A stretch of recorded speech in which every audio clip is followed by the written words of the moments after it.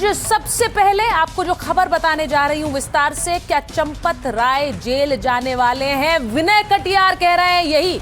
विनय कटियार जो बीजेपी के बड़े नेता रहे और राम मंदिर आंदोलन का एक बड़ा चेहरा रहे, वो कह रहे हैं कि आने वाले समय में चंपत राय जेल जा सकते हैं। वो ये भी कह रहे हैं कि उनकी प्रधानमंत्री से बात हुई है। अब मैं आपको बताती हूँ, विनय कटियार एक ऐसा चेहरा रहे हैं जो योगी के, माफ कीजिए, जो मंदिर आंदोलन से जड़े रहे। आपको ये पूरी खबर बताऊं उससे पहले आपको तस्वीर दिखाती हूं। आज योगी आदित्यनाथ किससे मिलने गए?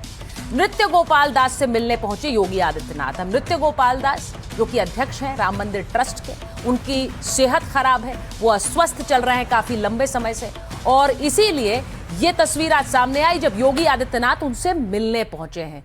एक ऐसे समय में जब इस वक्त ट्रस्ट को यह तय करना है कि चंपत राय, गोपाल राव जो ये ट्रस्ट के सदस्य रहे, जिन्हें ट्रस्ट के बायलॉज ये अधिकार देते हैं कि वो जीवन भर ट्रस्ट के सदस्य बने रहें, उस ट्रस्ट को ये अधिकार और ये फैसला लेना है कि इनका इस्तीफा भी माना जाए और इसी के साथ क्या ये ट्रस्ट में बने रहें। उस समय देखिए अध्यक्ष जो हैं राम मंदिर ट्रस्ट के, वो काफी लंबे समय से बीमार है और योगी आदित्यनाथ उनसे मिलने पहुंचे।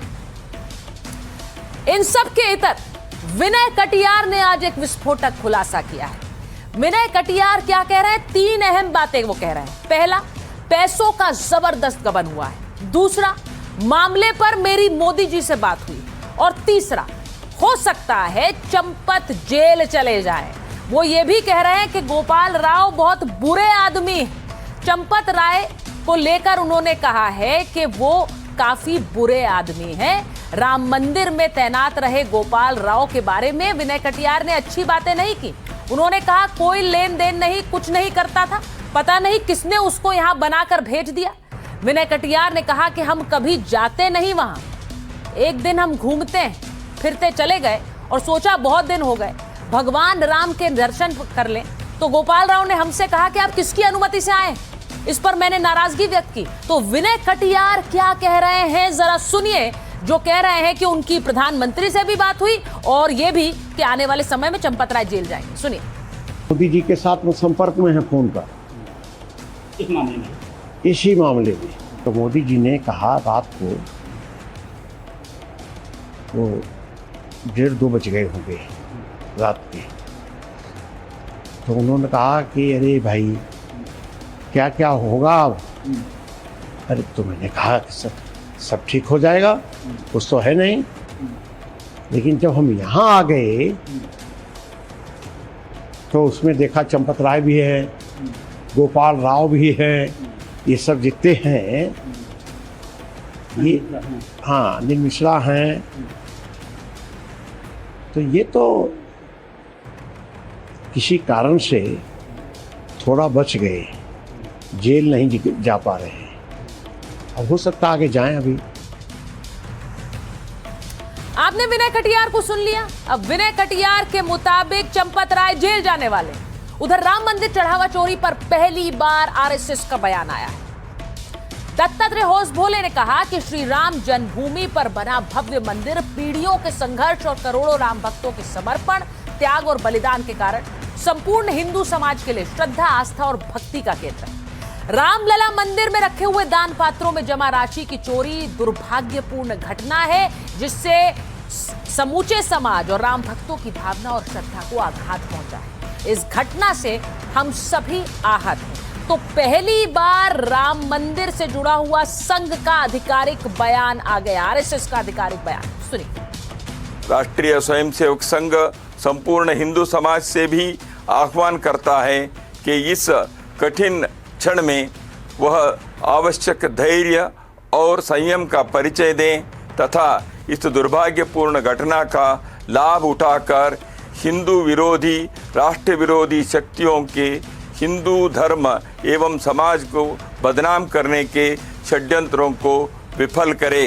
इस घोर निंदनीय घटना को असाधारण मानकर गंभीरता से व्यवस्था एवं संचालन की सभी कमियों को दूर करने हेतु परिणामकारक कदम उठाए ताकि अयोध्या मंदिर पर करोड़ों राम भक्तों की आस्था व श्रद्धा अखंड एवं अटूट बनी रहे।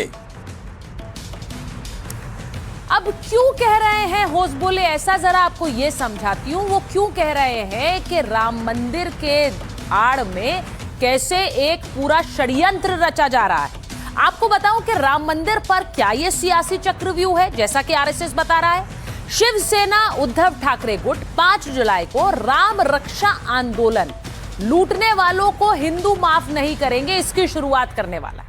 राम रक्षा आंदोलन समाजवादी पार्टी क्या करने वाली है, अब एक एक करके आपको सभी राजनीतिक दलों की बात बता रही हूं। समाजवादी पार्टी कह रही है कि अब ना दान मिलेगा ना वोट मिलेगा, और दान चोरी वोट चोरी दोनों करती है बीजेपी। ये लगातार अखिलेश यादव कह रहे हैं, और अखिलेश यादव का सीधा सीधा निशाना योगी आदित्यनाथ और यूपी की सरकार पर है।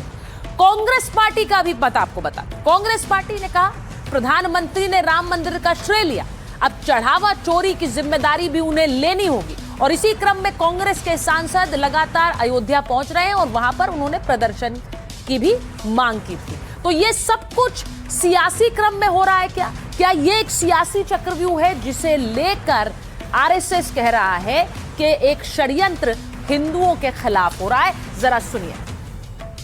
उनकी मांग करने का अर्थ ये नहीं है कि वो सच बोल रहे हैं, और उनकी मांग करने का अर्थ ये भी नहीं है कि वो न्याय चाह रहे हैं। उनको अपनी राजनीतिक गेम खेलनी है, वो खेल रहे हैं। और मुझे ये पूरा विश्वास है कि सरकार, ट्रस्ट और संगठन सब मिलकर जो भी होगा वो ऐसा न्याय होगा जिसकी प्रशंसा होगी। No nearest, no dearest, wait for the justice. अब आपको बताऊं कि राम मंदिर में चढ़ावा चोरी मामले के बीच अयोध्या पहुंच गए पंडित धीरेन्द्र शास्त्री। एक तरफ आज आरएसएस का बयान आया और दूसरी तरफ धीरेन्द्र शास्त्री भी अयोध्या पहुंचे। अयोध्या पहुंचे धीरेन्द्र शास्त्री भी हिंदुओं के खिलाफ, राम मंदिर के खिलाफ एक षड्यंत्र की बात कह रहे हैं।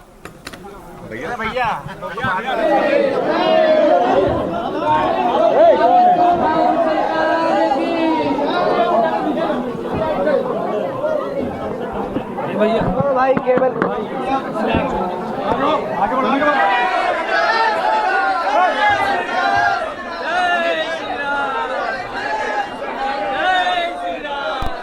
वर्तमान का युग कलयुग से ज्यादा छल युग चल रहा है। इस छल युग में सावधान रहना। वर्तमान समय में संतों पर, महंतों पर, मठों पर, मंदिरों पर प्रायोजित तरीके से, सुनियोजित तरीके से श्रद्धा घटाने के लिए एवं इनके ऊपर आस्था गिराने के लिए इस तरह के षड्यंत्र भी चल रहे हैं, जिसमें कुछ कालनेमी लोग भी सक्रिय हो गए। हमें उनसे सावधान रहना होगा, हमें उनसे सजग रहना होगा, और हमें भरोसा है कि जिन जिन ने ये पाप किया उनको भगवान भी दंड देगा, और एसआईटी और देश का कानून, यहाँ की सरकार दंड देगी, और जांच जारी। तो पंडित धीरेन्द्र शास्त्री किसे कालनेमी कह रहे हैं आप तय करिए, लेकिन इस बीच एसआईटी की टीम भी आज एक बार फिर अयोध्या पहुंची। एक बार फिर जांच तेज कर दी गई है। एसआईटी टीम ने राम मंदिर पहुंचकर एक बार फिर तफ्तीश की है। तो ये तस्वीरें आज एक बार फिर अयोध्या में आई। अयोध्या में लगातार एसआईटी की जांच जारी है, और जैसा मैंने आपको कल बताया था, एसआईटी की जांच का दायरा अब और बढ़ गया है और समय भी जांच का और बढ़ा दिया गया है।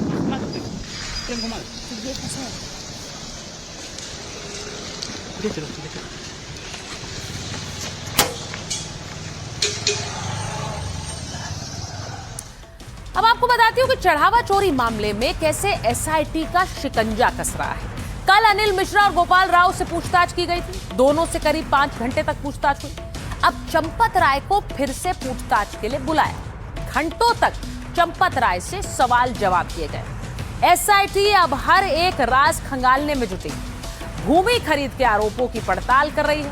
मंदिर ट्रस्ट के कागजों में जो भूमि से जुड़ी जानकारी है, उसका मिलान तीनों के बयानों से किया जा रहा है। जमीनें तब खरीदी गईं जब चंपत राय महासचिव थे। अब जमीनों की रजिस्ट्री में चंपत राय ने हस्ताक्षर किए हैं। सूत्रों के मुताबिक एसआईटी बयानों से संतुष्ट नहीं है। आगे भी आरोपों को लेकर एसआईटी पूछताछ कर सकती है। तो ये सब कुछ हो रहा है। इस बीच एक बड़ी खबर आ रही, जरा आपको बता देती हूँ। राम मंदिर चढ़ावा चोरी पर एसआईटी ने बड़ा कदम उठाया है। राम मंदिर ट्रस्ट के खातों का री ऑडिट होगा। इस वक्त की बड़ी खबर आपको बताऊं, सूत्रों के हवाले से खबर आ रही, पिछले 5 साल के खातों की जांच होगी। यानी पिछला कुछ समय नहीं, 5 साल के खातों की जांच की जाएगी एसआईटी द्वारा। शुरुआती एसआईटी जांच में ये गड़बड़ियां मिली थी, बड़े पैमाने पर हेराफेरी की आशंका थी और इसीलिए अब पिछले 5 सालों के खातों को खंगालेगी एसआईटी, री ऑडिट करेगी। तो ये